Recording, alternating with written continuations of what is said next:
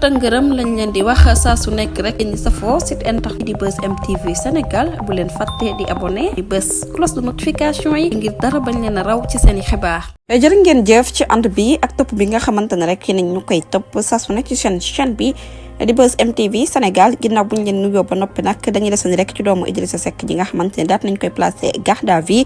moom doomu ancien premier ministre ba woon nag di Pape Abdoulaye Seck jamono ji ñuy wax daat nañ koy placé rek garde à vue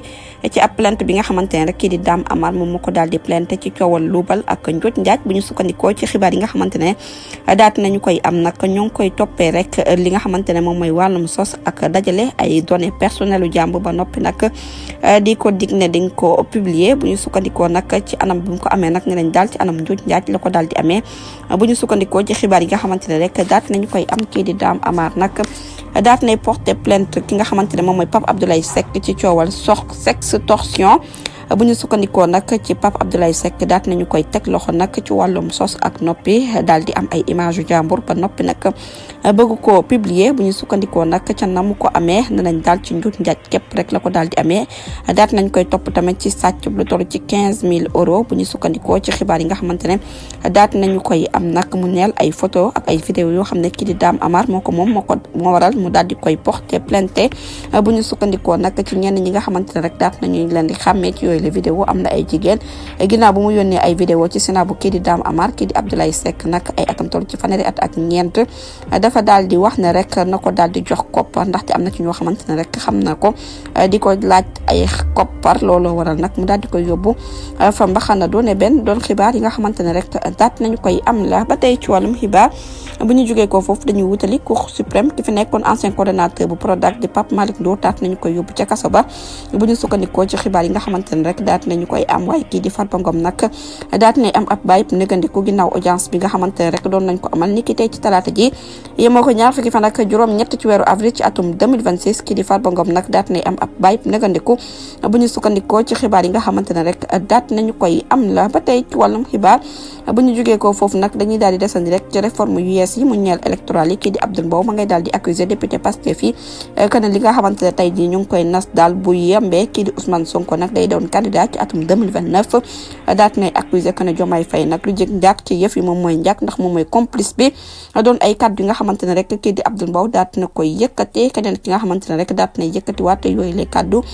mu ñeel nag li nga xamante ne rek moom moo ñeel dialogue bi du kenn ku dul ministre conseil juridique doon directeur bu cabinet adjoint président Bassirou Diomaye Diakhar Faye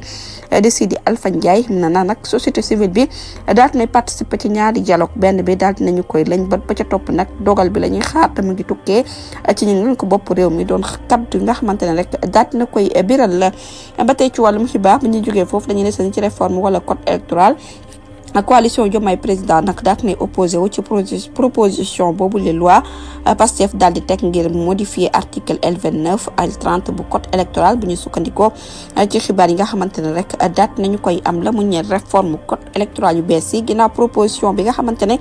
daat nañ ko cay def nag ci séance plénière bi ñuy amal ni ki tey jii mu ñeel càmbaraat article L29 ak L30 bi nga xamante ne rek kii di Barthélémy Dias mën na ci profito du samay kaddu di kaddu yi nga xamante ne rek daat nañu koy biral bu ñu sukkandikoo nag ci Ousmane Sonko mu ñu daal bu ko neexee yaataa yu mel ndaxte nag mën na nekk candidat saa yu ko soobee fii ci biir réew bu Sénégal mën a bokk nag ci ay élection mu ñeel boobu les révision ñi nga xamante ne rek fas yéene nañ koo amal mu ñeel article L29 bu code électoral bi bu fekkee ne jàll na nag ku mel ni Barthélémy Dias nag dina profité ci boobu les prox ndoolu ndaxte nag bu boobaa dinañ appliquer li nga xamante ne moom la ñu ko bañaloon te nag moom si jëmmi boppam rek dañ ko daal di foqan ji li nga xamante ne moom la yoroon muy mairie bu bopp Ndakaaru li ko waral nag mooy daan ba ñu ko daanoon ca coowal Ndiaga Diouf loolu waral nag ñu daal di koy foqat ñi waaye nag ñàkkoon na mandat député am di kaddu yi nga xamante ne rek journaliste bi di Daouda Mine daat na koy fësal ba tey ci wàllum xibaar bu ñu jógee foofu dañuy desandi ci réforme électorale nag ñi nga xamante ne rek ñoom ñooy FDR daat nañu boycotté réunion bi nga xamante ne fas yéene nañ koo amal léegi fanweeri fan ci weeru avril ginnaaw nag réunion bu nu mel jawriñ bu ñu dénk karange bit réew mi moom moo ko daal di woon amal mu nekk ay kaddu yoo xamante ne mu ngi tukkee nag ci boobule comité ñu ngay contesté rek rejeté bi nga xamante ne opposition bi daati woon na ko cay def. ba tey ci wàllum xibaar bu ñu jógee foofu dañuy des ci SOGEPA daati nay daan nag lu toll ci 333,741 millions de francs CFA syndicats yi ci ay arrière de charge yi nga xamante ne rek copropriétaire Eden Rock moom moo ko daal di woon yor. doon xibaar yi nga xamante ne daat nañu koy am keneen ki àdduwaat nag daal di wax ci réforme électorale yi muy député Tafsir Thioye daat nay sàkku nag ñu ajourné boobule examen ngir lañ bëtaat loi électorale bi ginnaaw ba mu gisee ni rek boobule procédure d'urgence nekk na mbir moo xamante ne dafa irrégulier mu nekk ay requêtes yi nga xamante ne rek député bu pencum ndaw réew mi ñoom ñoo ko daal di woon sàkku. doon xibaar yi nga xamante ne daat nañu koy am ñu daal di desandi rek ci coowal këyit wala sax coowal kër wala coowal suuf mairie bu Sébikotane daat nañuy daan nag lu toll nag ci li nga xamante ne rek moom la ñu ko daan toll ci 50 millions de francs CFA ngir mu jógee ko ci siège bi nga xamante ne rek dafa daal di nekk mu nekk mbir moo xamante ne rek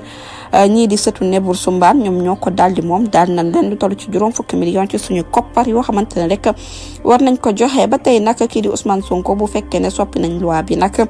dina doon candidat ci élection présidentielle yi mu nekk révision bi nga xamante ne rek bu ñu ko defee bu jàllee ku mel ni Barthélémy Dias nag dina ci profité ndax la ñu ko bañal moom la ñu nagul kii di Ousmane Sonko di kat bi nga xamante ne journaliste chroniqueur bi di Daouda Mine daal dina koy fasal moom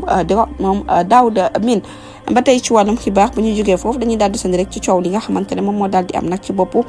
fédération sénégalaise de football ginnaaw rek kii di Moussa Mbaye daal di démissionné ca bopp gestion billetterie bu mondial 2026 ginnaaw nag ay valeur ak ay conditions yi nga xamante ne rek daal na koy def mu ñeel mbir moo xamante ne rek dafa inadapté wu ci ab situation am. doon xibaar yi nga xamante ne daat nañu koy am ñi desandi rek ci pencum ndaw réew ma nag ñi di député yi daat nañ leen convoqué ni ki tey ci talaata ji yem ak ñaar fukki fan ak juróom-ñett ci weeru avril ci atum 2026 ci ab séance plénière ngir lañ ba proposition bu loi numéro 11 2026 bi nga xamante ne rek coppandi woon nañu ko mu ñeel 2021 35 ak bu 23 juillet 2021 nga xamante ne rek dafa bootu ci code électoral ngir modifier ratification liste membre comité évaluation politique publique boobu les séances nag door nañu ko ni ki tey mu ñeel yooyu les réformes yu constitution yi. doon xibaar yi nga xamante ne daat nañu koy am ñi desandi rek ci bopp conseil constitutionnel cour ba nag daat nañ imposer lu toll ci juróom-ñeenti membre yoo xamante ne tànn nañ leen par décret ci mandat renouvelable boo xamante ne rek juróom-benni at lay doon président vice président bu cour constitutionnel daat nañ leen tabb par décret. doon xibaar yi nga xamante ne daat nañu koy am la ñu daal desandi rek ci wàllum partenariat FONGIP ak partenariat bi nga xamante ne jot na ko am ak banque agricole bu Pamacas daat nay fas yéene soutenir lu toll ci 254 projets yoo xamante ne rek dinañ leen financé lu toll ci 1 milliard yu teg mu nekk xibaar yi nga xamante ne daal di nañu koy am la ñu daal di desandi rek ci njaayum drogue bu ñu sukkandikoo ci coow li nga xamante ne rek jamono ji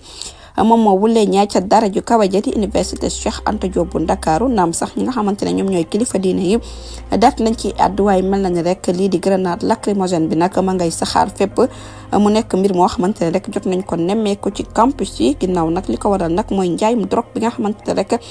jot nañu ko nemmeeku ca dara ji kaw bi jël université Cheikh Anta Diop bu Sénégal. ba tey ci wàllum xibaar bu ñu jógee foofu dañ koy daal di jeexalee ak rapport bi nga xamante ne moom moo tukkee ci agence nationale